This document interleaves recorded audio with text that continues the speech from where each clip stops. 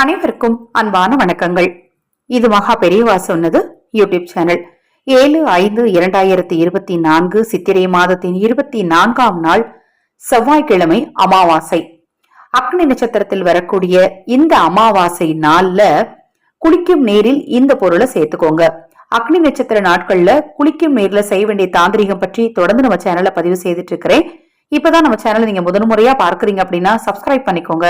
பக்கத்துல இருக்கிற பெல் பட்டனை மறக்காம கிளிக் பண்ணிக்கோங்க. நேரம் கிடைக்கும் போது சேனல்ல போய் மற்ற பதிவுகளையும் பாருங்க. நிச்சயமாக உங்களுக்கு பயனுள்ளதாக இருக்கும். அக்னி நட்சத்திர நாட்கள்ல குளியல் மிக முக்கியமான விஷயமாக கருதப்படுது. அந்த குளியலை ஆன்மீக தாந்திரிக குளியலாக மாற்றுவது எப்படி, ஒவ்வொரு நாளுக்கும் உரிய சூட்சமம் என்ன அப்படிங்கறத நம்ம சேனல்ல நான் தொடர்ந்து பதிவு செய்துட்டு இருக்கிறேன். இந்த நாள்ல செவ்வாய்க்கிழமை வரக்கூடிய இந்த அமாவாசையினால நம்ம குளிக்கும் போது நமக்கு முன்னோர் சாபமும் நீங்கிற மாதிரி இந்த தாந்திரிக குளியல் அமைய போகுது.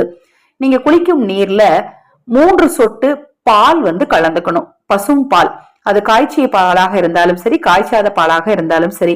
நாங்க பாக்கெட் பால் தாங்க வாங்குவோம், அதை யூஸ் பண்ணலாமா அப்படின்னா, பாக்கெட் பாலை நீங்க யூஸ் பண்ண போறீங்க அப்படின்னா அதுல சிறிதளவு சந்தனம் சேர்த்துக்கோங்க.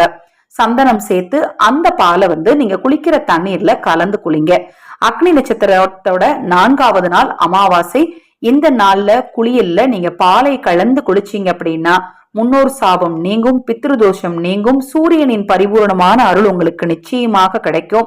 அது மாதிரி ஆரோக்கிய சம்பந்தமான கோளாறுகள் இருந்தாலும் அது நிச்சயமா நீங்கும்.